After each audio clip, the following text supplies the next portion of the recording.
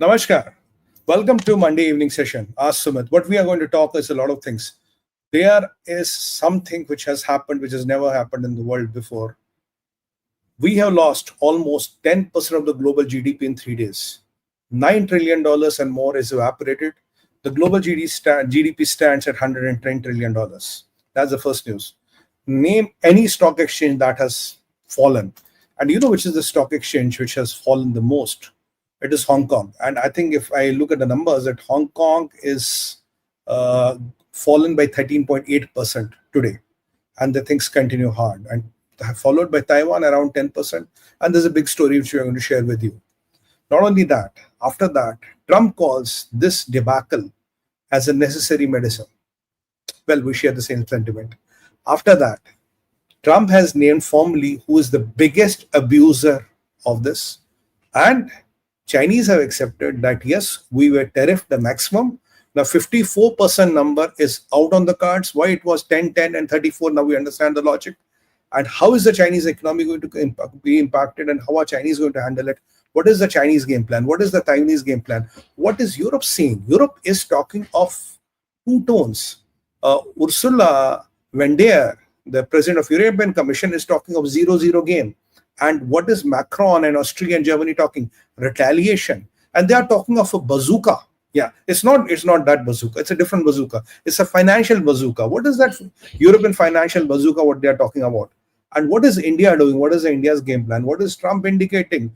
And what is happening in the Middle East? Middle East, there's a silent. And what else the Russians telling us? The world is brewing into something which is scary. And let me tell you one thing. There's a very big, super big American transporter. It landed in Tel Aviv today. What was it carrying? I want to share a lot of things with you. And of course, and we'll take your questions about your questions, inhibitions, everything.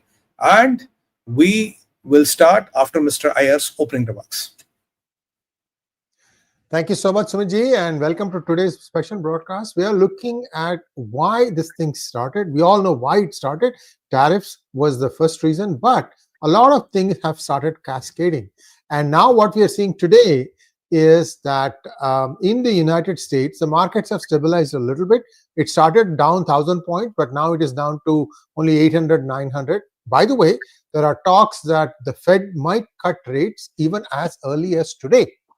So this will essentially stabilize the markets to a little bit, and it might again go up or down. But the core message from Trump is very clear, that the market needed this medicine. It's a short-term pain for a long-term gain. This is his mantra. And the problem now we are seeing is Musk has reneged against him. He's actually there again. Trump and Musk are fighting now. At least Musk has said something against Trump. He has been saying things against some of the members of the cabinet. So Musk is a little bit off the axis here.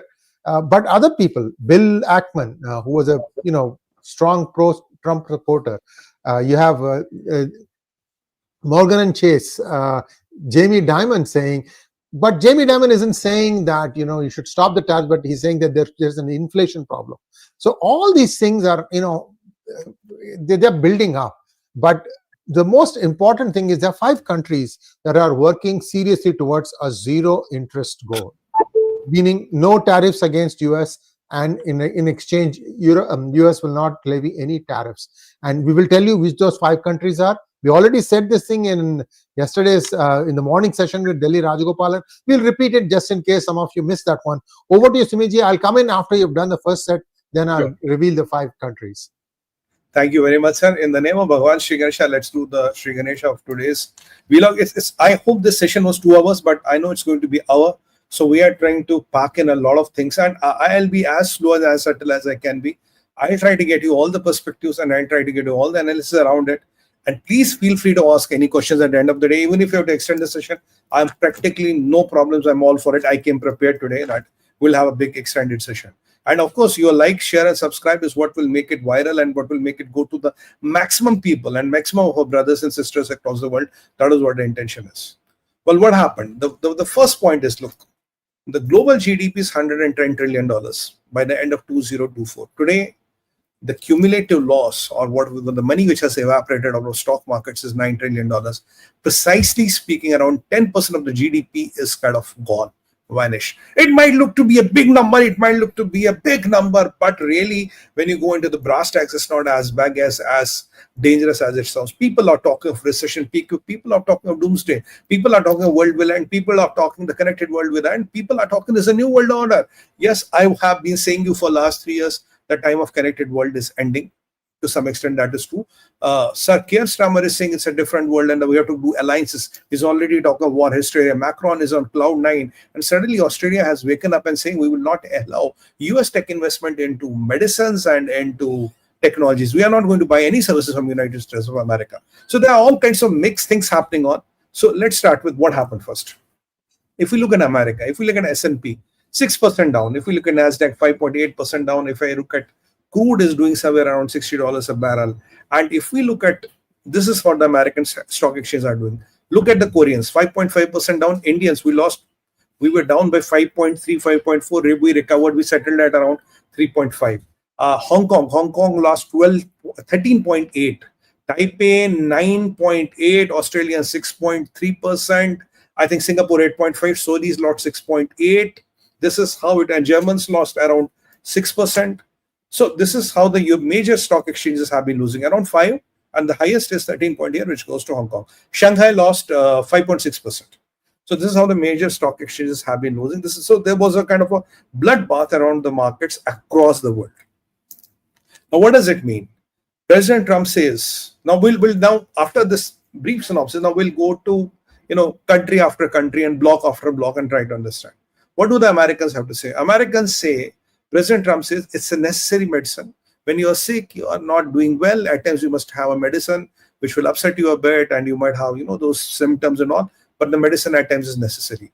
I've been telling you this, I've been giving you the analogy of somebody getting operated and the pre-operating procedures are not painful. Even operation is not painful, but after operation, you live longer, you have a better longevity. So that is what what the President Trump is exactly indicating.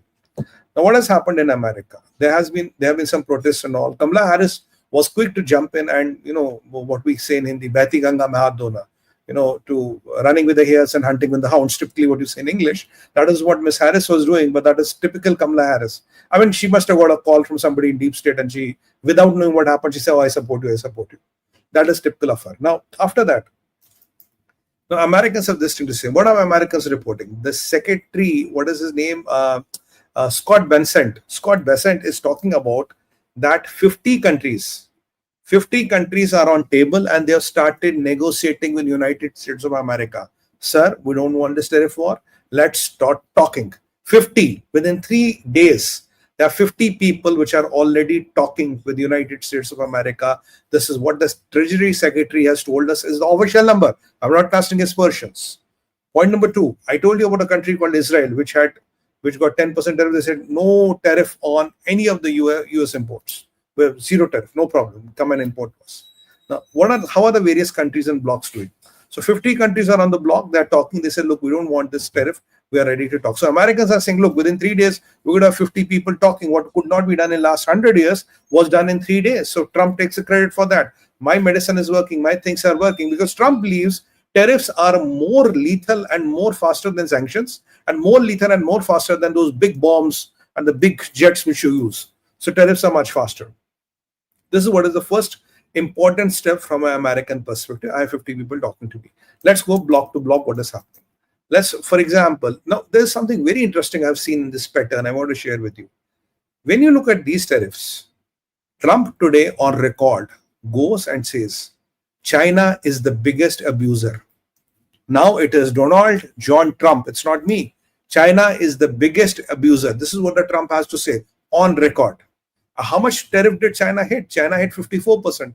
You'll argue maybe with 34, but 20 was before. Now we understood why did Trump did 10, 10, and then 34, because he already has this 34 in mind. And if you look at the tariff which Trump had imposed on China in the first term, so China is hit by 74% tariff. And yesterday we tried to cover a bit in detail how the things are happening in China, in our end game China, and that got a good response. Thank you very much for that.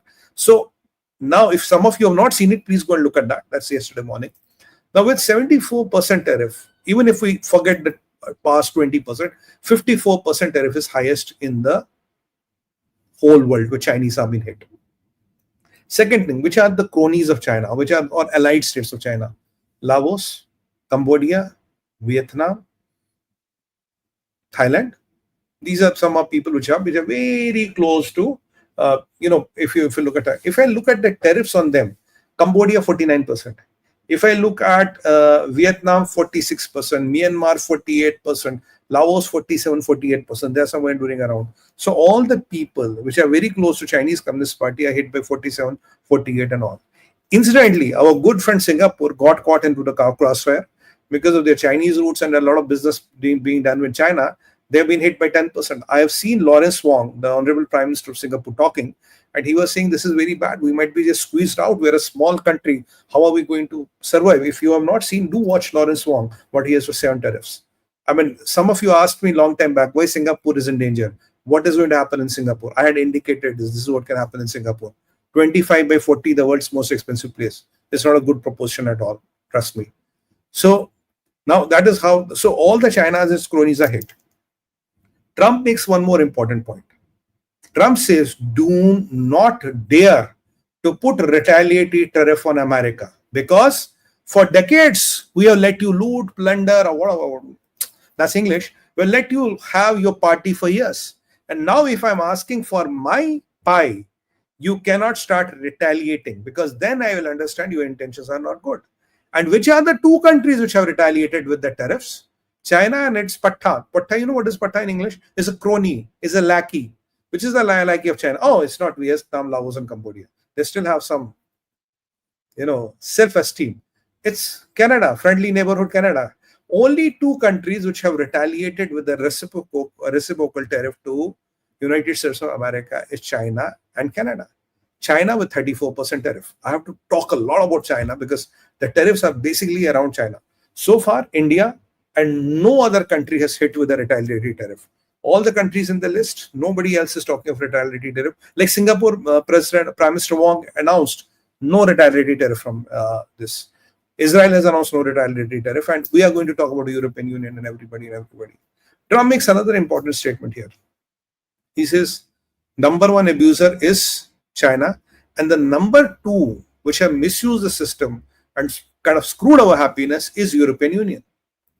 So it is China and European Union. And what was happening in the European Union? You had a trade deficit with America, and you had a trade. You were kind of giving this money to Chinese. You had a trade surplus with America and a trade deficit with China. So all the good money coming from America, from Europe, was given to China. So there is this angle which I've been highlighting for last few months, and this is where the Trump was really getting irritated. So it is China followed by this European Union. And what is so far as India? India is not talking of any retaliatory tariff. And to best of my knowledge, India is not going to impose any retaliatory tariffs. In fact, we are talking to it. I have an angle which we are going to cover in this, where Modi ji, there's an angle around Prime Minister Modi and what are the strategies of India. Now let's first talk about, so this is from the American perspective, two countries, China and Canada. Now let's talk from the European Union. Let's first talk European Union. What is European Union doing? European Union is telling Ursula von der Leyen, the president of European Commission from Brussels, is talking a different tone. Macron, Austria and Germany are talking a different tone. Ursula is talking out that we want to have a 0-0 game. What is a 0-0 game? No tariff on your goods, no tariff on our goods. So we are talking 27 countries talking, because she represents European Union, to America. Look, there will be no tariff on your goods, there will be no tariff on our goods. What does that mean? Get into the mathematics. Now, the second biggest trade deficit after China, where did United States of America have? European Union. And where was the second biggest trade surplus Chinese had after America? Was again European Union. Imagine it becomes a zero-sum game. This equation is going to change. So the trade surplus with China will decrease or go to zero in 5 years down the line. As I told you yesterday, if the same tariffs hold, by 2030, 91% of the exports from China will not go to United States of America. And there's a big game going around in China also, which we'll cover in some point of time. Now, if this European thing happens, so Americans and Europeans might have a trade which is almost equal, but the advantage which China was taking from Europe And the advantage which China was taking for America, that is going to come to a halt. That is why even I am requesting Prime Minister Modi and Nirmala Sitharaman, it is high time to put tariffs on all the things which we are not very, very essential, and we have a trade deficit from China. It's high time to put tariffs because China is all-time weak. Now, okay, so this is the European Union is proposing this. Now, what is Macron, Austria, and Germany saying? They're talking a different tone. And what is Keir Starmer saying? I won't consider Keir Starmer as Europe because he has exited European Union. He's talking, Keir Starmer is talking, the world has ended, we should make alliances and fight it out. I don't know why is war hysteria gripping Keir Starmer. I think he's spending too much of time with Zelensky. Now, what is Macron saying? Macron is not happy with it. Macron is calling it what does he call it? There's a word he has used. Uncalled for and something. The two words which he has used. Macron. Slipped my mind. Now, Macron, Austria, as he's saying, all the services which Europe is buying from America, we should stop that. And we should not let Americans put money in the pharma. You know, pharma, there's a big base of pharma which happens from Europe. If you could or Sanofi and Roche and a lot of things which are European companies. So he says, we will not let Americans invest in Europe. It will block their service sales and all their tech services into Europe. And what they are talking about is talking for economic bazooka. As an anti-cohesion instrument, basically it's a set of laws and rules which they can use, and they can really, really hurt American business interests. It's like going out and getting desperate and fighting it out. And I don't know why does Macron and Austria and Germany need to react like that. I think it's too much of Chinese influence or Chinese pressure which is on them why they are reacting like that. And they are saying we are going to use this. But Ursula von der Leyen is talking about no zero-sum game. Let's talk, let's dispute, and let's talk, negotiate, and let's cool down the Trumpers. Now, gone are those days when they were trying to get together and trying to say, oh, we'll retaliate and all. So, except these three countries in the Europe, nobody is in a mood to retaliate. Now, let's see how does the Europe work. Now, if Europe is caught between a dilemma, but remember again, France and Germany are the two biggest economies in Europe. Austria is mostly for medicines, but France and Germany are the two biggest economies of Europe. And UK is an ally, which is not a part of the European Union, but also is doing the same line. So Europe is divided into haves and have-nots. So do we see a fission or a fissure between the European Union? Are we seeing cracks in the European Union? Are we seeing European Union talking in three tones? Are we seeing power camps in European Union? Are we seeing a camp of Ursula von der Leyen? Are we seeing Macron, Austria and Germany on the side, and we're seeing Keir Starmer on the other side? This is how the situation looks like present. And I don't know where Macron gets his belief. European Union is putting billions of dollars in America. Mr. Macron, it is not France. It is European Union who is putting this money.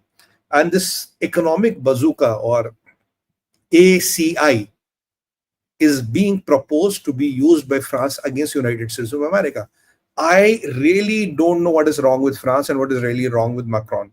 I don't know. He is literally grappling. He's really caught between the Islamic terror and all the ISIS and every people creeping into the France, where he needs Americans most. He's become Afghanistan in Europe for America. That is what Macron is behaving like nowadays. I have no idea why he is doing that. And you know, this tomfoolery that will block the European pharma and their investments or America wise way into America and Europe, you know, the investments and the flow of medicines. Good news for us. Indians will come and do the job. If you want to get out, please do it now. Go out. We'll come and do the job. We're all ready.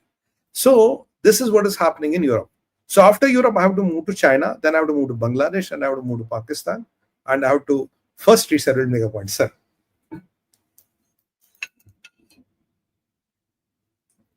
Sir, you're on mute. Thank you so much, Sumitji.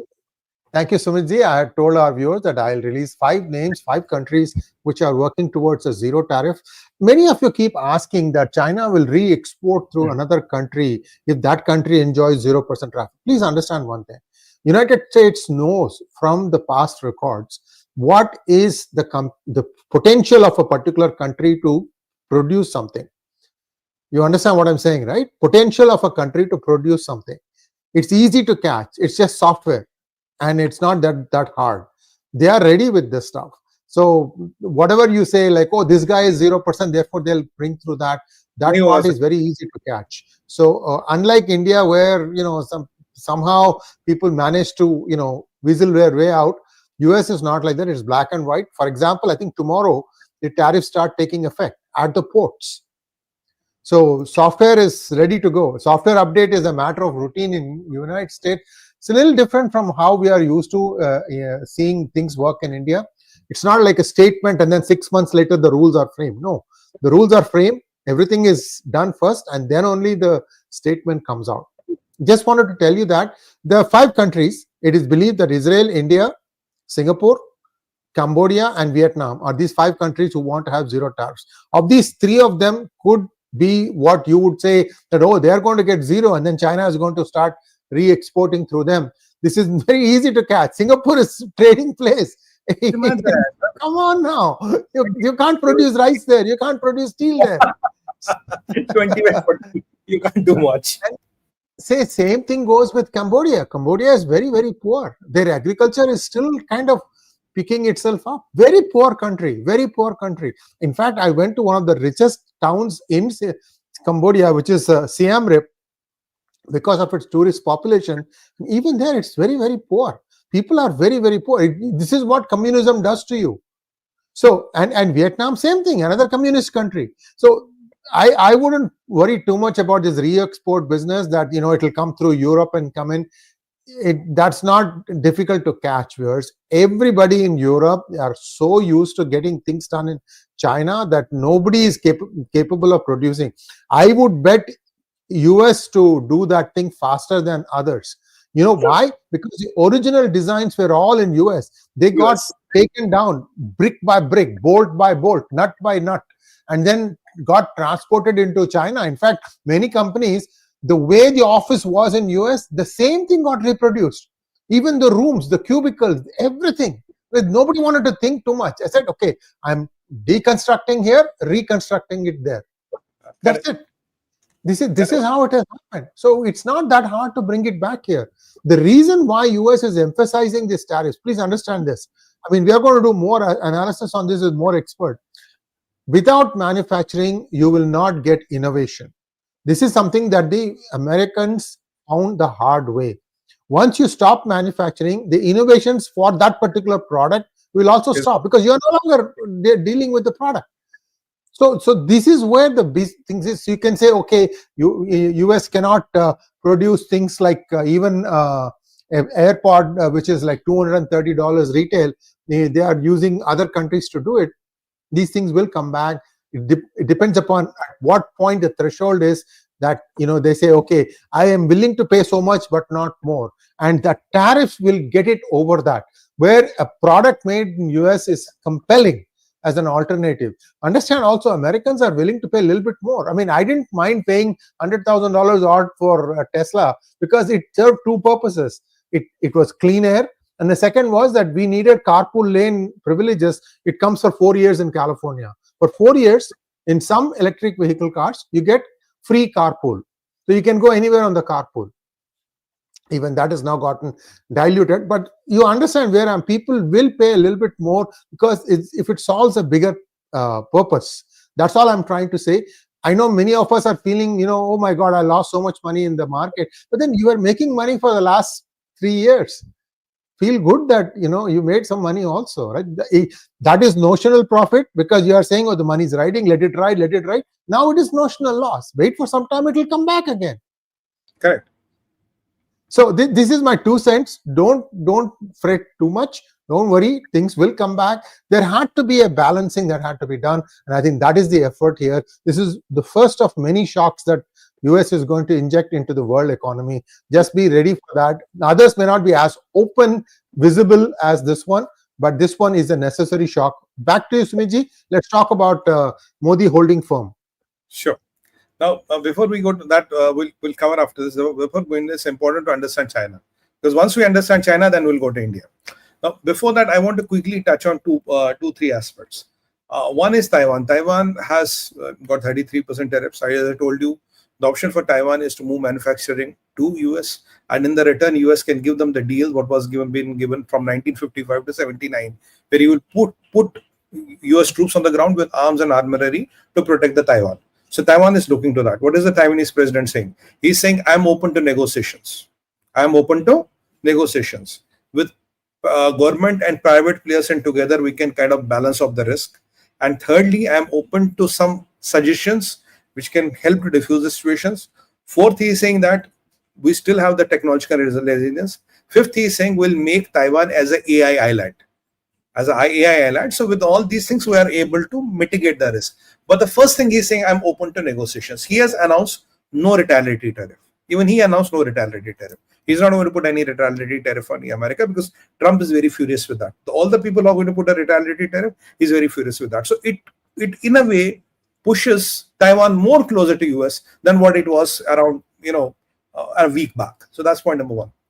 Now, if you look, Sree sir, all these Laos, Cambodia, Vietnam and all, why are they getting 47, 48, 49% tariff? It's because if China tries to do, China is very smart or tricky at times. They might try to thoda yahan, divide it into 5-6 countries and try to run the ship. Even when they're 48, 49% tariff, if China tries to do that, with 48, 49% tariff on an average, it can't do. Because, understand, Sree sir, why does a Cambodia or a Myanmar have 48, 49% tariff? How much do they export to US? Because they know where the Chinese strongholds are. The China might try to, 10 tere yahan se, 10 tere yahan se, 10 tere yahan se. 50 rice bag, I might try to export 10 from each of you. So even at that level, you won't be able to make it. So after Taiwan, let's talk to Middle East. Then we'll talk China. Then we have to talk quickly Bangladesh, Pakistan, China and India. So a lot on the table. Middle East. Just one line. Another thing, understand one thing, viewers. There is zero death from fentanyl inside China. According to a conservative estimate, 150 people, mostly youth who are got on fentanyl, are dying per day in United States. How is it that a country can control its own population, keep them shielded from fentanyl, and then it keeps sending it out to US? It is trying to destroy United States. Correct. Without a doubt. There is only one enemy here. There's only one adversary here. Please understand this. Everybody else is being pulled in because this thing has become so big and fat that even if it walks, there is a thump sound. Absolutely right. You nailed it, sir. You nailed it, because it's about China only. It's about China. It's mainly about China and then Iran. And everybody else has got caught into it. It's like a whirlpool. You just got caught into it. So it's all about China. That's why I said it's 54% tariff. If you look at the earlier tariff, 74%. Now, we were talking about, so Taiwan is over. Now, what is happening in the Middle East? Today, the oil prices are around $60 a barrel and they have fallen below 60. What did Trump tell you? What did I tell you on Peak Cruise? And Trump told long before. I want maximum oil prices to be at $67 a barrel so that American economy can be competitive. The demand has fallen. OPEC Plus is worried. OPEC Plus also has Russia into it. Understand, it's not the Islamic countries which are controlling everything. It has Russia into it. So Russia had worried. Venezuela, after that sanctions, Venezuela is literally shaking. And remember, there were no sanctions put on Russian oil. There were sanctions put on what we discussed yesterday morning and on the end game. There were sanctions put on Venezuelan oil, but there are no sanctions put on the Russian oil.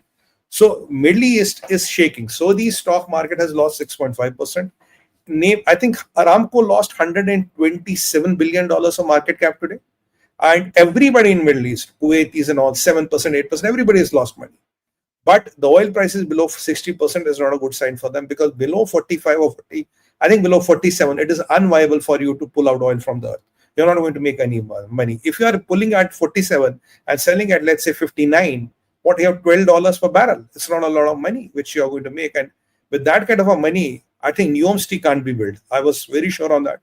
NEOM will never be built. So that's when NEOM is almost halted, because you don't have money to build the NEOM. So with all these things happening, Middle East is silent, because the lifeblood of Middle East economy and politics runs from oil. There's no oil, there's no relevance of Middle East. And Middle East understands it very, very, very well. So what is happening with Middle East? But there is one piece of news from Middle East I want to share with you. There is this, American big transporter called, it is called, I can't find the name. It is some called, 𝗤𝗏𝗏 Super Galaxy is bigger than Hercules and all. 𝗤𝗏𝗏 Super Galaxy. I was tracking some piece of news where I came to know this has landed in Tel Aviv airport today. And what have Israelis got? Israelis have got one more 𝗏 battery. There are 2 𝗏 batteries Israelis have got. There are more than 2 Patriot batteries Israelis have got. So what does that tell you? 2 𝗏 batteries.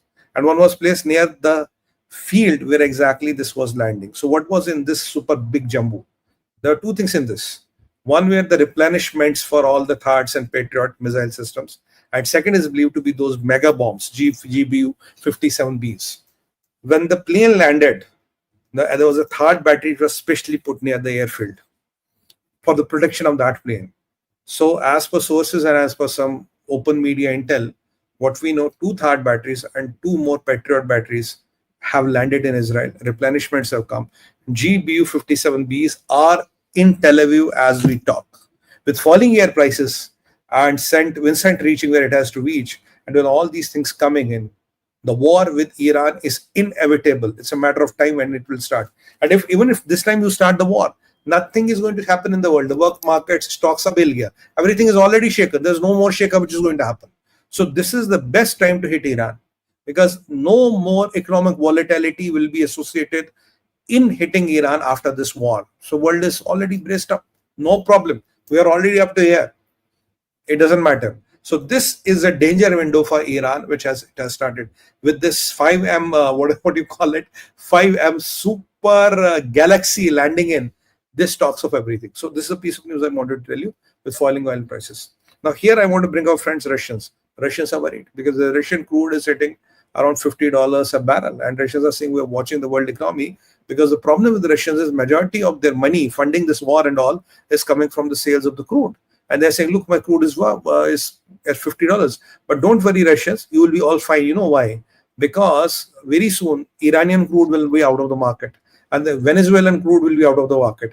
So the Middle Eastern crude will balance itself a bit, 62, 64. Russians will come to around 55, 56. So what Trump proposed, 67, was a very wise number. And I see all the logic around it, why he told $67 per barrel.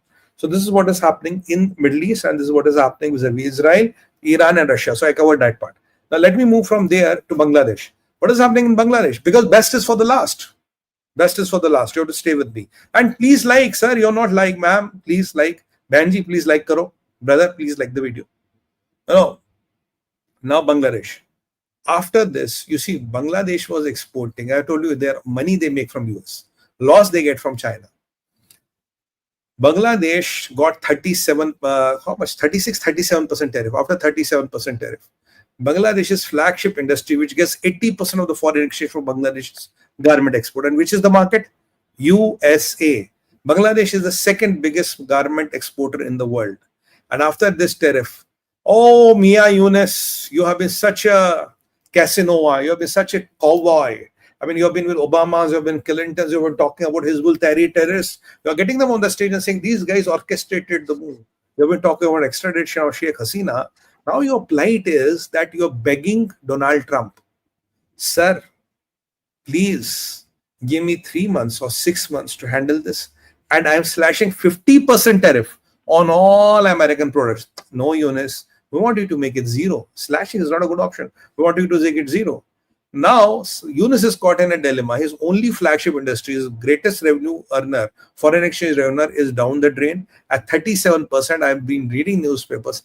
All orders from leather to cloth to accessories, everybody is cancelling because the number one destination is America. We can't handle this tariff. Sorry, Mr. XYZ in Bangladesh, we can't handle this tariff. So Bangladesh, which is in a dire financial crisis, which is shrinking and rotting under Yunus.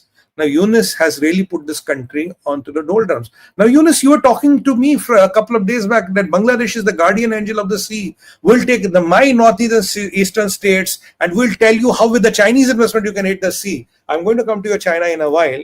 But now what, how? You're pleading, you're begging, you're kneeling and you're shaking. And you're called emergency meeting of all these Molanas and Molvis trying to fight this situation. Look, Yunus, money makes the money going round. You are an Islamist who's this guy is a financial advisor.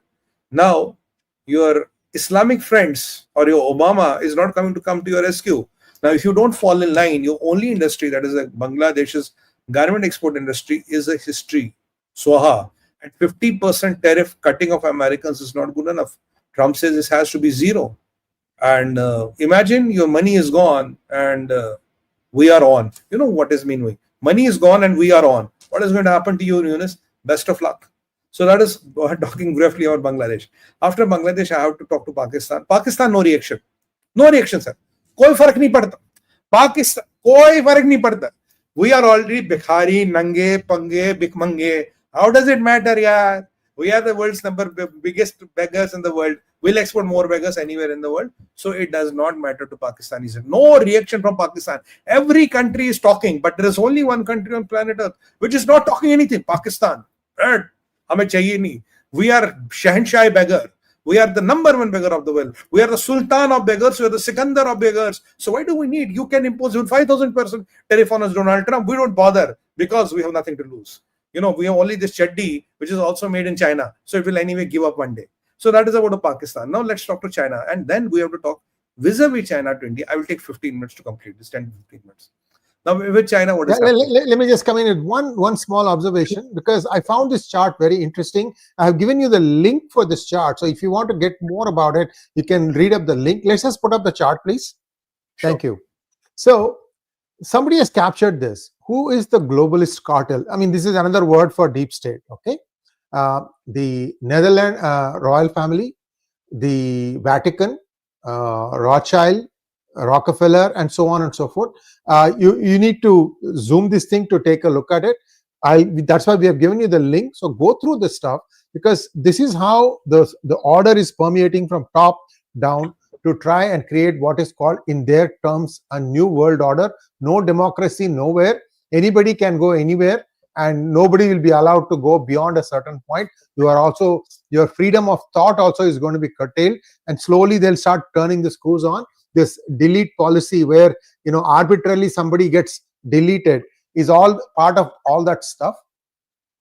So just be aware that this is the other side. This is the side that Trump is shaking up. Also, these are the people losing the most amount of money in this last trading days. Back to you. Absolutely, sir. Aaj to you're yourself a bazooka. You're just hitting the target. Everything is just. These are the people who are losing their real money. That's what I was telling to you when we did the first episode. I say it's not between me and Mr. Iyer who are going to be bothered. These trillions will not be lost by me and you. Don't worry. These are the people who are going to lose trillions, not us. हमारे पास है क्या lose करने को? We have nothing to lose. So why should we worry? I mean, now about China. What is happening in China? Now you see China jumped the gun by putting 34% tariff on America, and their tariffs will get operational from, I think, 8th or 10th of April. 1 or 2 days down the line. I think tomorrow or within 2-3 days. Now Trump is furious on China, and Trump is saying you're the biggest abuser. And what does China call America? Chinese foreign ministry spokesperson calls America unilateralism, protectionism, economic bullying. That is what Chinese is calling. I don't know who taught them such a good English. I think they have stolen words from Macron or 𝗟𝗏𝗏. 𝗟𝗏𝗏 is good with words. So this is what China says. Americans don't understand economics. This is the same country who works on Maonomics. You know what is Maonomics? Maonomics is how to kill 60 million people in an experiment. Your own people. Let's make iron. Let's make this. And Mao said that I don't wash my genitals. I wash them in the female vaginas. This is what Mao had said once. And he died because of some sexually transmitted disease. Now the same person came with Maonomics. Maonomics only killed some around 6 to 8 crore people in China. And most of them were peasants and all. They died because of starvation. That was the great economics of Mao. So now they are saying Americans don't understand economics. The debacle of the day started, of the world started, when you got China into WTO. Because now WTO is useless and toothless. WTO is history now. Whoever got China into WTO, that was the death knell of the world. That day, because these communists will come, they will use everything against you. They will use all your systems against you. So at 34%, China is kind of really shaking. Now, she gives the impression, I'm not bothered, I'm not doing. What has China done? 8 rare earth metals. What is leritium? And there is gadolinium. One is used for magnetic resonance, one is used in this consumer electronics. They have banned export to United States of America. Will not export to United States of America. 34% tariffs. Now, what is the bigger game? What are they trying to do? With 54% tariffs, the Chinese economy is shaking. China is trying to posture. And China has already shot itself in the foot, because that's why I refer to 𝗏nomics. What is 𝗏nomics? 𝗏nomics is, let me use farmers to make iron ore or to make those furnaces. And in the end, you ended 8 crore people dead. So so is Xi Jinping planning a bigger starvation in China or a bigger debacle in China? We'll wait and watch. What are they doing? They have said we'll put 34% tariffs on the American things. So America has put 54 on you. You should at least put 54. So at 34% tariff, they think it will have a lot of impact on the American economy, because Americans are used to getting a hairpin, a comb, a cheap earpiece, and all that from China. And Americans will not, they will be rattled. American consumer will pay more. That will upset the Trump, and that will bring Obama and the Clintons and the Kamala back into the game. That is what China thinks. Now, internally, China is rattled. $53 trillion debt, 34% tariff means that you will have real problems. Your exports have already shrunk by 10%. We have reported you at least 2 months back, their oil imports are shrinking. That means economy is not worse. CPI, CPM index all have fallen. Now, what is the China's mega plan? China's mega plan is following. Is devaluation of yuan. By what percent? 30%.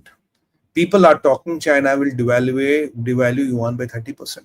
But if this happens, you have put so much of money which you were artificially controlling yuan, that is gone. I don't know how many $1 trillion is that. Secondly, if you devalue yuan, right, at 30% and you have 34% tariffs, it is 𝗏nomics. That is why I called it 𝗏nomics. Sree sir, imagine, even elementary economics, and they are telling Americans you don't know economics. That is why Trump rightly said you panicked. Trump rightly pointed out you panicked. You know why? Because they should have waited. They should have not put the tariff. They wanted to show I'm the second biggest economy in the world. I'll put tariffs on America. Now you have put 34% tariffs on America, which will hurt your business. America has put tariffs on you, which you will not be able to get your goods into America. And then you will be forced to devalue yuan by 30%. And you will reach a limit. My car is like this. I'm just pulling it down the slope. Then when I want to come back, the engine doesn't have so much of power. It can pull back the car. What will happen? Car will go down the gorge. That is exactly what can happen to the Chinese economy. Chinese economy is coming to a dangerous turn now. And with this crazy man, Xi Jinping, he can literally go and devalue yuan by 30%. If he does that, and if other countries reconcile, which are the big players in the world now? There are 2 major players in the world: European Union and India, right? Economically, Russia, Trump is not. Economically, which are the 2 big players? European Union and India. Forget China. China is out of the game. European Union is already talking reconciliation. And what is India doing? Modi ji is literally going to announce, that India is literally going to announce we are not going to put any reciprocal tariffs. We have not done it. We are not going to do it. We are talking a trade agreement. And while as Modi ji is very focused, and it is also believed that Trump is directly looking at the FTA, which is going to be signed by India and US. In fact, it could have been signed before the tariff, but there was still some ifs and buts which are being worked out. Now it is almost sure we will have this FTA signed. I told you yesterday, if the tariffs continue, 91% of the Chinese exports will fall to America by 2030. And this will all come to India. And what are we talking of by 2030? What we are talking about 2030 is that our tariff from $129 billion will be $500 billion. I'm talking of a rise of around approximately $370 billion of trade between America and India. And with this FTA, a lot of nuances and a lot of tariff problems or the barriers will be automatically sorted out by this. While as what is China's plan? China's plan was to put and distribute goods into this Vietnam, Laos, Cambodia, and try to sell by there. That is already blocked at 48, 49%, 47% tariff. Second thing was to dump a lot of things into Asian countries. And one of the things what China tried to do and what China was trying to do with all its lobbies, I will say with a lot of conviction with my hand and with a lot of, I don't want to use the word, but I don't know, will YouTube then take it adversely, with a lot of sellouts in India who were trying to push Prime Minister Modi, including some of the very prominent names, that ease the FDI norms for China. China was trying to divert this money into India, trying to have a lot of stakes in the Indian companies, and then when the US markets close, cut the prices, slash the prices, and flood the Indian markets. That was the Chinese plan. What did Modi do? Modi, while he's negotiating with Americans, but he is very, very adamant and he's holding his ground 101% firm. India has decided they will not ease any FDI norms vis-a-vis China. After Galwan, there's a lot of stringent norms. You can't have more than 1%. You can have this. Everything is under scanner. And there are a lot of sectors we don't want Chinese investment. And let me tell you, last 20 years, we are not even taking one connector made in China in India defense. So that policy is going to be adamant that there, Modi ji is not changing an inch. He's not leaving an inch. So now that China is really in a doldrums. Imagine China. America is gone. European Union. I told you about this Ursula von der Leyen. What is she talking about? And what is Modi ji talking about? So imagine a situation. And Russians anyway is not a big market. Middle East will not buy much because it doesn't have too much of demand. So China is out of America.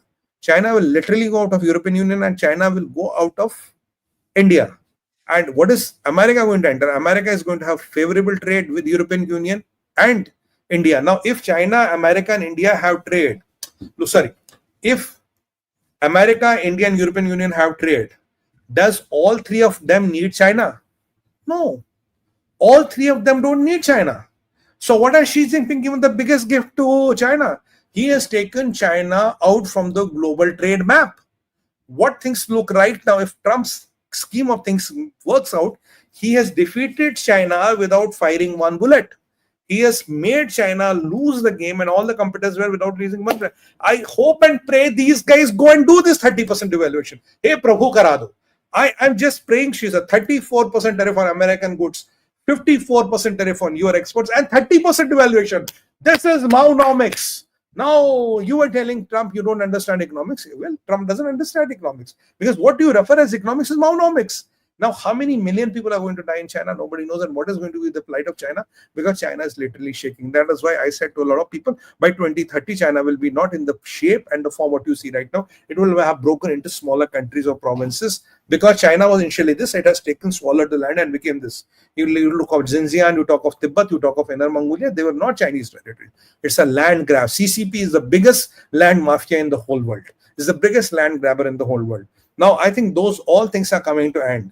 And with this crazy man at the helm of affairs, and most important thing is there is, the Xi Jinping, there is no talk of a Modi-Xi bilateral. There is not happening. Nobody is talking about that.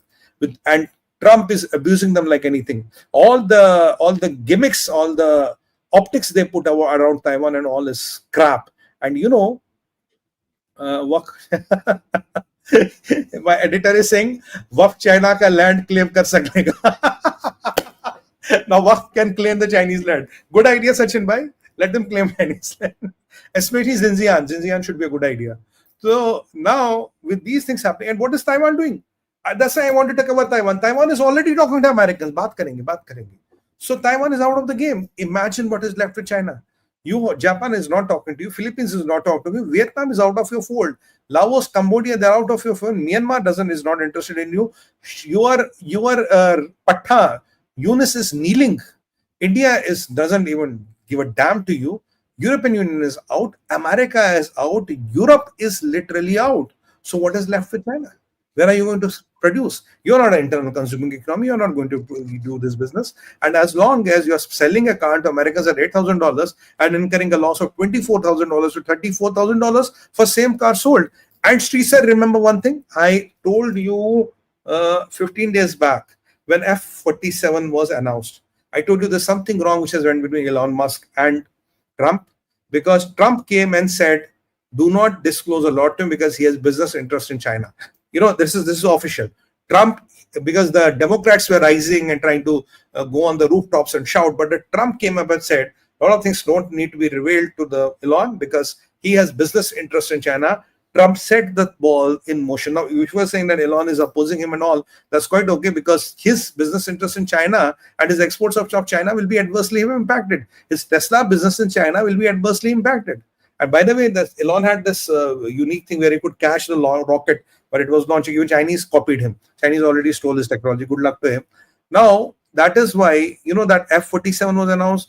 Hastily it was announced. He wanted to go to Pentagon. Then it was told you can't be told about the newer things. And suddenly Trump gives a statement. And by the end of the day, Trump announces with the Defense Secretary Pete Hegseth F-47. All of a sudden. So these all, if you look at, and then Trump himself said, you cannot disclose a lot of things to him because he has business interests in China. And after that, a couple of days back, we said Elon Musk will be leading Dodge in 2 or 3 months. That is 3.5 months. That's what we know.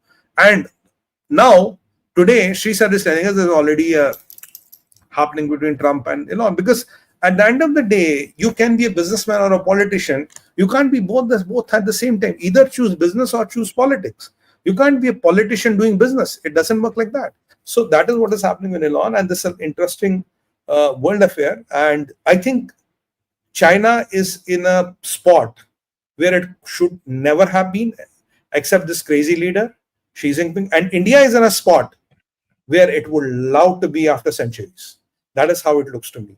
And if we can really catch the bus now, it won't be a bus. This time it will be a bus with rocket engines, and it can take us to the next level.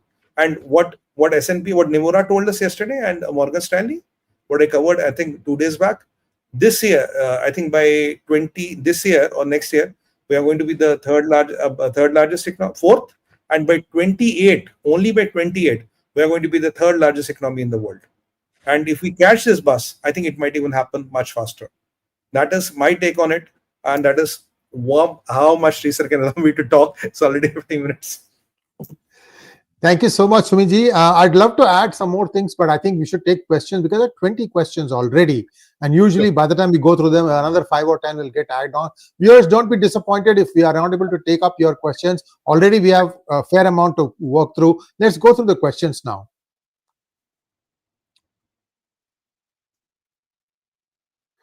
𝗤𝙧𝙤𝗪 ji, thank you so much for your super sticker. Kalyan Ganti, thank you so much.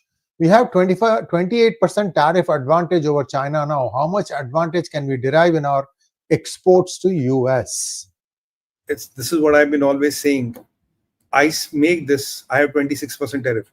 After FTA, it might be 15 or 16% or maybe 5, I don't know. But China has 54. I have the advantage right now. It's a big advantage in manufacturing. 5, 10, 15%, my friend, is the big. It's not China is very cheap. China is not very cheap. They're subsidizing a lot. I mean, 5, 10, 15% advantage in manufacturing is huge. It's humongous. It's unbelievable. Now, Trump has given you 28% play field. Win. There's one little thing to consider here, viewers. 2007, 2008. Remember that agreement that Rahul Gandhi signed with Xi Jinping?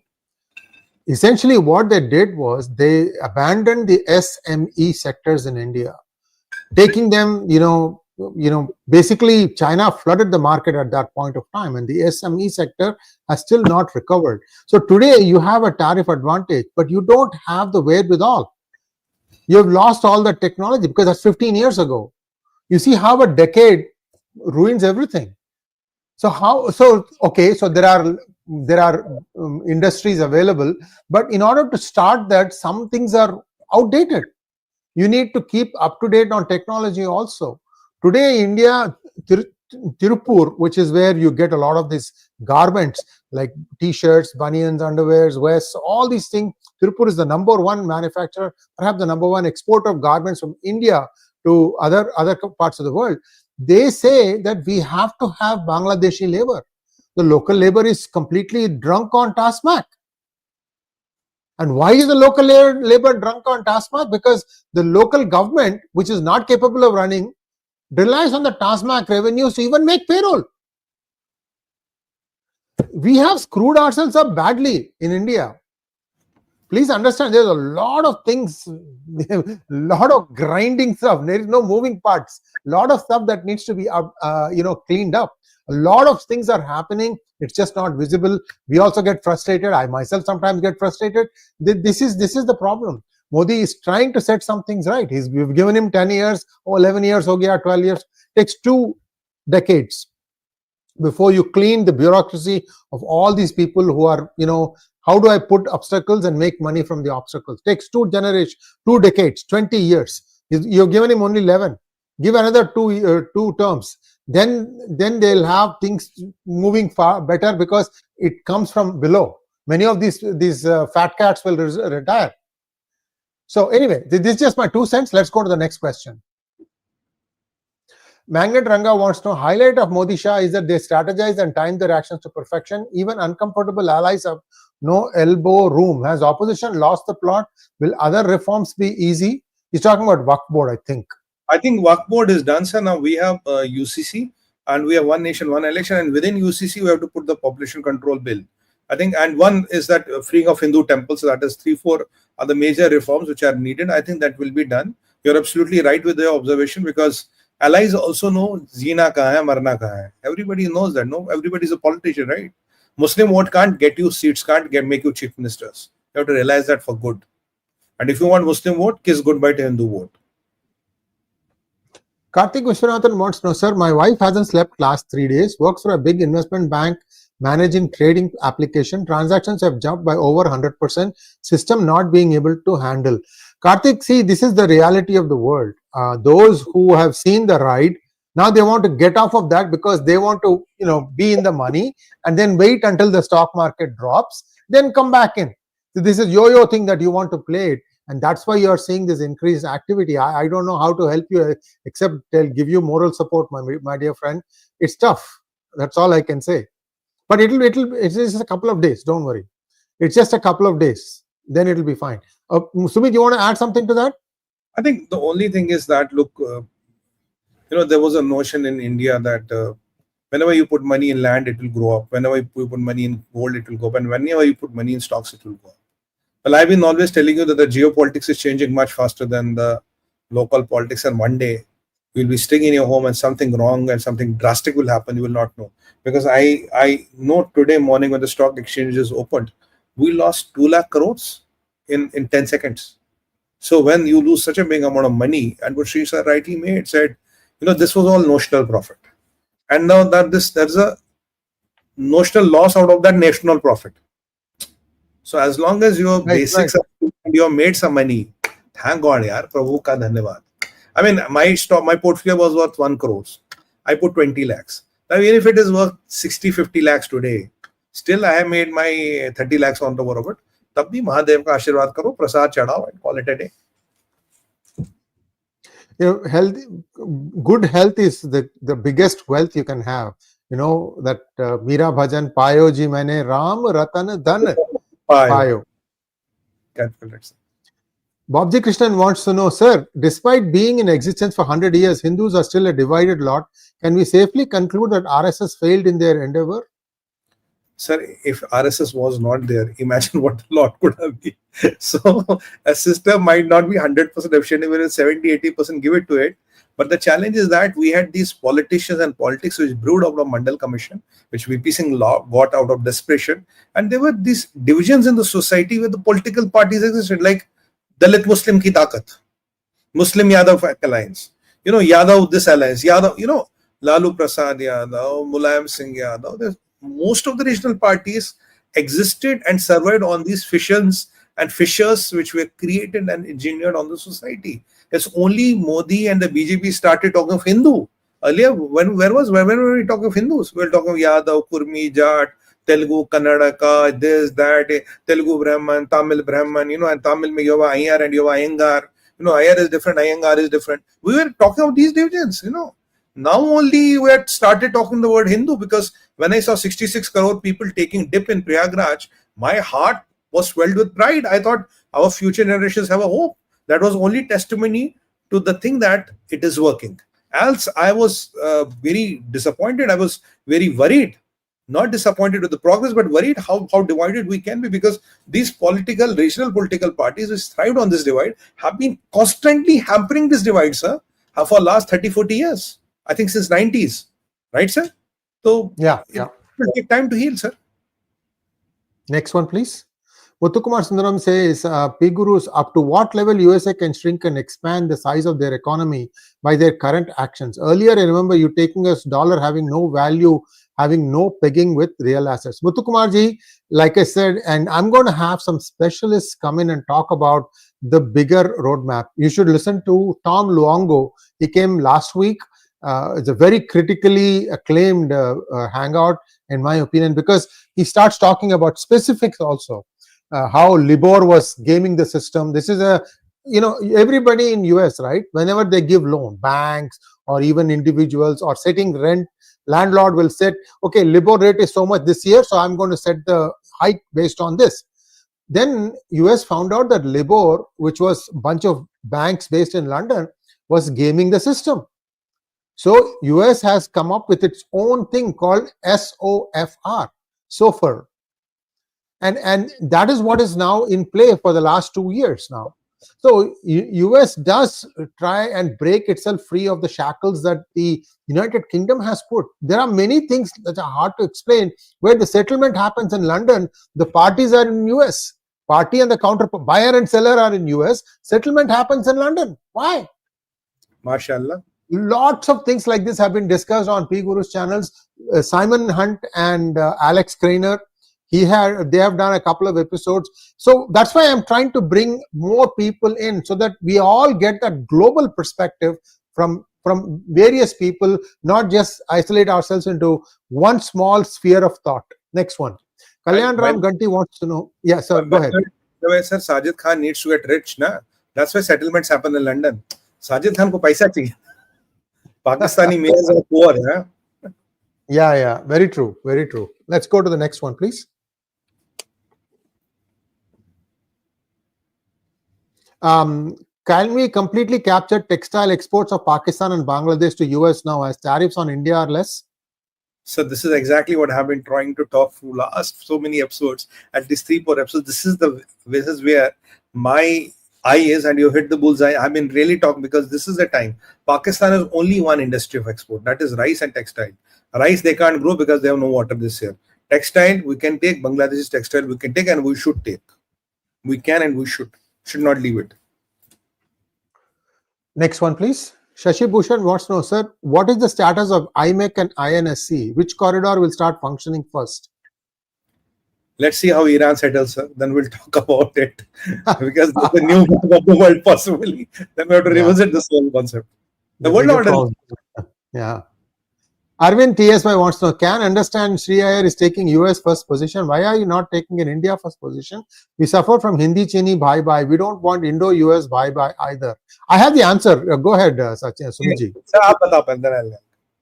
Arvindji, you have to take a step back and look at how US became the most powerful country in the world. When First World War came along, US didn't enter right away. It entered after a little while. By that time, the countries that were fighting amongst each other were weak. And then after the First World War ended, when reconstruction started, especially in Germany, guess who paid the most amount of, who funded most amount of money for Germany's reconstruction? It was the US. People don't realize this. Also, in 1939, when Hitler declared war against other European nations, US was neutral. It did not get in until Pearl Harbor happened. And that was Japan attacking United States. Again, by the time they came in, the European countries were fairly decimated. And they came in, they strategized. The Normandy invention was completely managed by United States, Eisenhower, I think. And so from that point forward, US became the undisputed king in terms of economics. Then the Cold War started. Again, somebody had to stand up to them. That's how NATO happened. And US's standard of living shot up. That's why you have this thing called as the baby boomer generation, where you could have a high school degree, but you made enough money to have a car, a house, a family of 3 or 4 kids, and do well.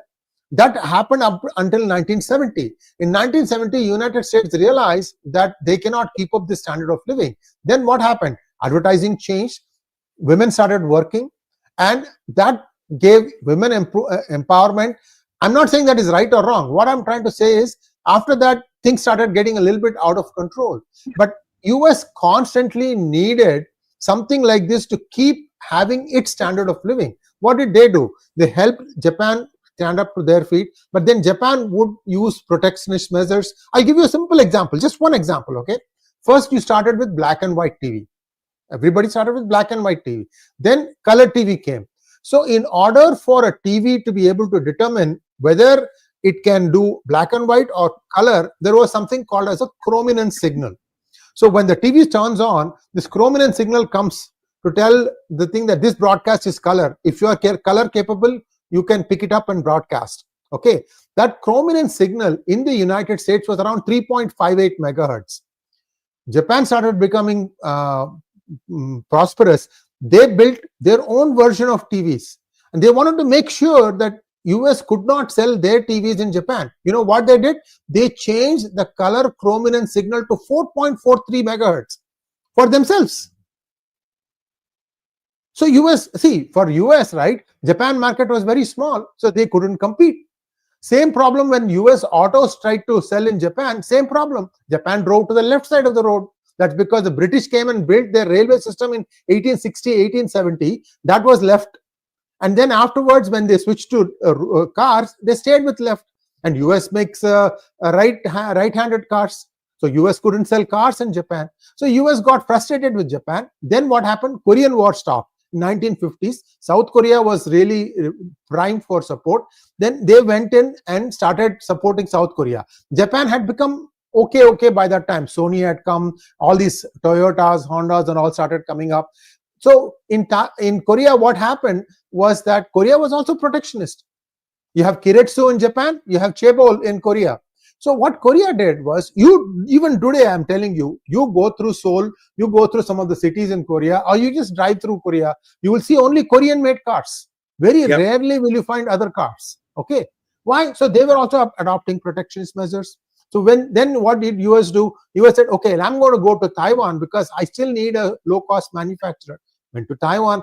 They made sure that everything is allowed. Today, if you go to Taiwan and look at the cars, anything else, every industry is there. Every car maker is there in Taiwan. But Taiwan also became expensive. Then they went to China. See, in every step of the way, the main thing is the engine, the economic growth engine was US wanting to keep its standard of living at a certain level. That is actually started falling down in the last, after the Great Recession, 2008, the US standard of living has started falling down. And this is where we are now. This is one last attempt by Trump to try and equate this back. So all of us who are saying, oh, they should have not laid all these tariffs, understand the history tells you that many countries were using protectionist measures against United States. So for me to say that I'm pro-US, I'm just telling you the history as I see it, guys. I'm not saying what Trump says is right or what she's saying is wrong.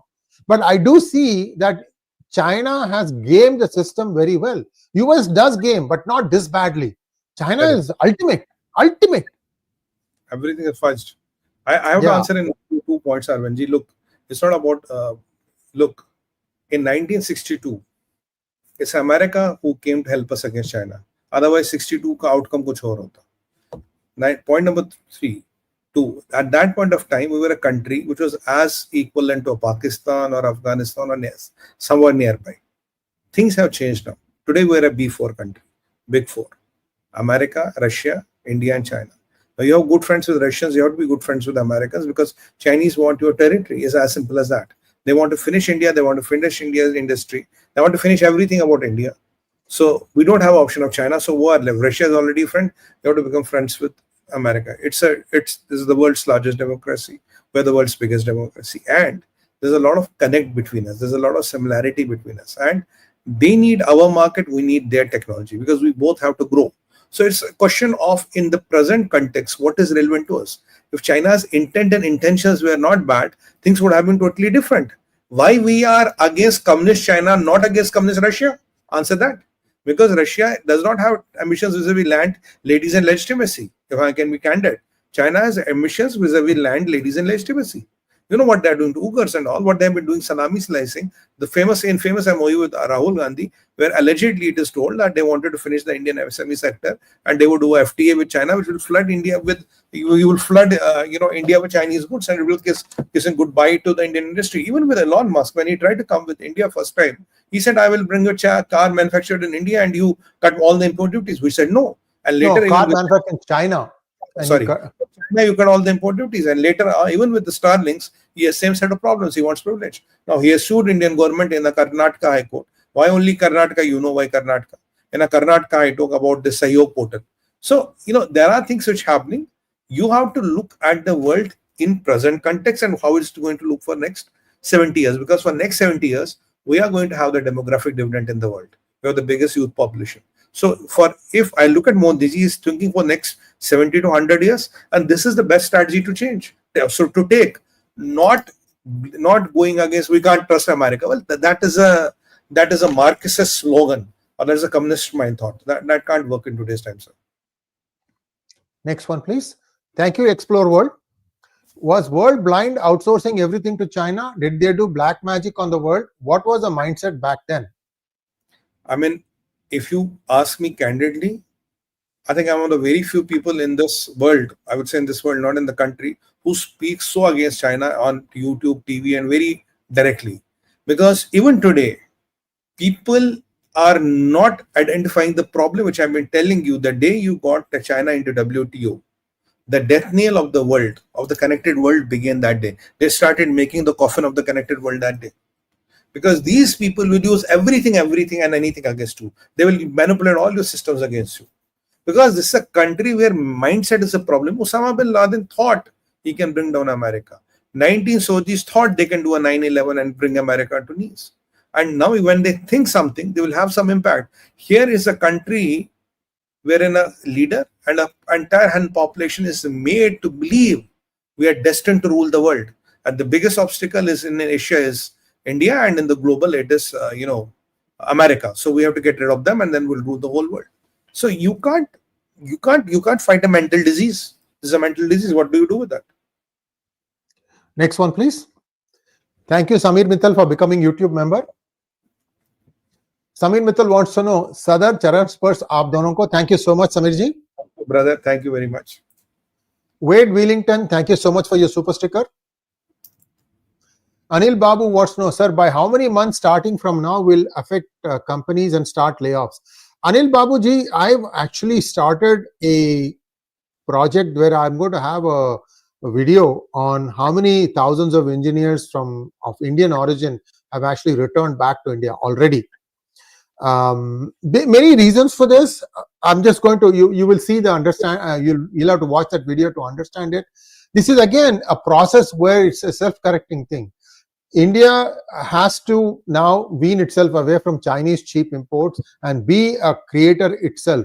That takes a little bit of pain. It's not easy. I'm telling you, it's not easy. For 10-15 years, everything had been shut down. Go to Worli area, Dadar Worli area. This is where the mills were, cotton textile mills. Today, show me a couple of mills. Show me a couple of mills. Same story in Coimbatore also. They used to have so many mills. They only have a few things left here and there, and even they are reinventing themselves. So we have ourselves apne hi पैरों पर कुल्हाड़ी मार लिया. Thank you, Rahul Gandhi. I don't know if that idiot even knew what he was signing. क्या फर्क पड़ता उनको? Next one, please.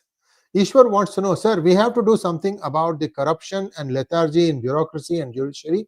Our government has to do something revolutionary. Is government planning anything about it?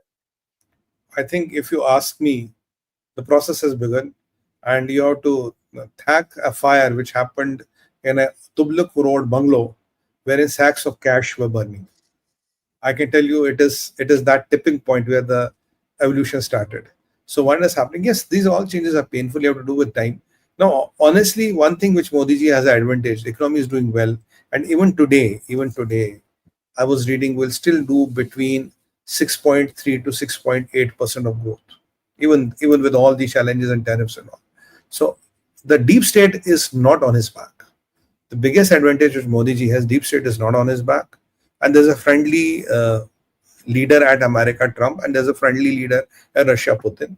You have to handle only China, and thankfully, deep state and their cronies are not on your back. That's a big relief for Prime Minister Modi. Next one, please. Ravishankar SB wants to know, Sumit Peer, sir, the countries world over should realize that China is their enemy and not US. Their trade surplus with the United States is 1 trillion. Of course, that's why I'm telling you, sir. You're absolutely right, sir. I was telling you, Trump said, look, I'm exporting 2 trillion and importing 3 trillion. Hey, where is 1 trillion going? 1 trillion a year. Where's it going? And you are killing my 400-500 people per day with fentanyl? I mean, what was his bone of contention with European Union? He said, look, you have a trade surplus with me, but you have a trade deficit with China, and you're putting tariffs on me. Hey, well, you're taking all the good money from me and giving it to China. Why do you want to do that? Because China corrupts the topmost leaders. Chinese model is very simple. Find the topmost man and try to corrupt him. That's how it works. I mean, look, even today, 6.87% growth, 6.3 to 7, 6.87 is not too bad. It's damn good with all this situations prevailing in the world. And, we have to also do our part. And everything can't be done by Prime Minister Modi. We have to also do our part. We have to understand. And please get this Marxist, communist slogan out of your mind. We cannot trust America. America ko bharosa nahi kar sakte. Now, who do you want to trust? China or Pakistan or Bangladesh? I mean, we know what has happened. It's not a trust. It's a give and take. Businessman, relationship, transitional. Let it be transitional. But don't be close-minded. That's my point, what I want to make. Next one, please. Live and Let Live wants to know, sir, why USA asking for algo and code from TikTok? Trump stopped abortion. Is that the white supremacy in making? Look, I'll answer that. TikTok, because he wants an American company to take over TikTok because of the foothold of TikTok into America, which is quite logical. And TikTok can influence a lot of youth and a lot of segments of the American population. Abortion is not because you have a population which you are not going to replace. Your birth rate is what, 1.2 or less than that. If you continue like that, one day either communists or the Islamists are going to take you over. So if Trump is trying to take some measures, it's not too bad, because you have to at least have a replacement population which is 2.2. Below that, you will perish as a civilization. Live and Let Live, I want to tell you one thing. To understand why TikTok has been banned or going to be banned or something like that, you have to read this book, Who Painted My State Purple? Because what they did was, this was first caught in Amazon, Apple, and many big companies. And then TikTok is doing the same thing. They are siphoning out the information of all its users and sending it back to to China. They are siphoning your information, your personal information, and then they start exploiting it. And this is the thing that the FCC chairman, Federal Communications Commission chairman, found out 3-4 years ago. He wrote to the CEOs of Apple and Google telling them, please stop allowing people to download TikTok app. And they did not stop. They, in fact, then the whole thing happened. I think Biden did this. He is usually like pretty much in the lap of the Chinese, and he himself did it. You can understand how bad things are. Not everything gets published in white and black, viewers. But you need to understand. Like I said, read my book. You'll understand what happened and how this is being perpetuated again and again by China. Next one, please. 𝗥𝗘𝗙𝗪 Harry says, just read Trump's books, read Peter Navarro's books, and read Project 2025. All of this is written down. Trump is following the plan. Next one, please. OPMR wants to know, CPP is selling Chinese companies to not pay foreign debt. Do you think that this can be cause banking churn in Western banking system, because they have debt to GDP ratio of 300% on paper, 51 trillion. 53 trillion, sir, to be precise. If China sinks, the Europe will go along with China, and even the American and other economies will be impacted. So it is very important to limit your, limit your debt vis-a-vis China. And even, even if they go for this 30% devaluation of yuan, which Bank of China is already indicating today, I can tell you, you are going down a slope with a car wherein your engines can't pull you back. You might have any car. It doesn't matter, 4x4, 2x2, your engines can't pull you back. The steep is. But, there's a crazy man who can just decide anything and go for it. China would be not a threat to the world if it was kept like North Korea. It will have some nuisance value, but thoda khana pani, they'll be happy. But the problem is what Obama did. Obama got them into the global supply chains, along with Joe Biden. Joe Biden was a junior all the time. Don't forget that. It was Barack Hussain Obama along with Joe who got them into the gear. Doom Brown, I hope I said it right, flew in from Toronto, Ontario. We are the only Americans. All else were Canadian families heading to Disney. The news that Canadians are boycotting the US is false. Your thoughts, sir? Canadians cannot afford to buy first in US, sir. It's a figment of imagination. But I was really surprised, and now there's this one prediction which came through that the Canadian government was in lap of China, because only 2 countries put retaliatory tariff. China had to put. I mean, there was the face of the big man. But why did Canada need to do like this? How many hundreds of billions of dollars Americans pay every time to protect China and to protect Canada and Canadian interests. So why did they do it? I don't understand. No other country is doing it. No other, only 2 countries. When I read that Canada was still a democratic country, when did it become communist and when did it become ally of China? I don't know. Even the China's best buddies, Vietnam and all, are not doing it. They are again being very cautious. Why did Canada do it? And when we heard all the stories of fentanyl labs, Justin Trudeau's MPs being paid by Canada, Canadian money coming into that election, 𝗥𝗘𝗙𝗥𝗏 becoming the hero, all these were, that things which were leading to a disaster. And when you are incompetent leaders at the helm of the affairs, unfortunately, sir, you don't have a lot of hope. Next one, please. Maithili RN wants to know, Sumitji, will this all lead to a financial reset? Yes, ma'am. Yes, for sure. It will. And that is what the Trump wants, because the Trump game plan of Trump is crash the markets, then make Feds cut the interest rate. Because when the market rates will cut, the interest rates will be cut, right? Lowered. And then you already have cheaper oil available. That will be a great impetus to restart the economy and restart the manufacturing. That's what Trump wants. That's what the game plan looks to be. Victor 100 wants to know, did you hear another news? Canada, the all-weather friend of China, is charging 100% tariff on China EVs. Because Chinese EVs are exploding bombs. So Canadians at least want to protect their citizens. I imagine a situation. You're selling this EV for $8,000. And China is taking a loss of $24,000 on this. Which, if it is not Maunomics, is it any economics? Can any friend or anybody tell me in which business school it's taught? Even I can subsidize a product by $1,000, maybe $2,000. $8,000, $24,000 subsidy. Look, these people are a ticking time bomb. They have $53 trillion of debt. And how much is the global GDP? $110 trillion. But I have very good news vis-a-vis Iran. If America wants to do Iran, this is the time. Nothing will happen economically. Saab chup baithenge. Everybody will be numb. Nobody's bothered. Go do whatever you want to do.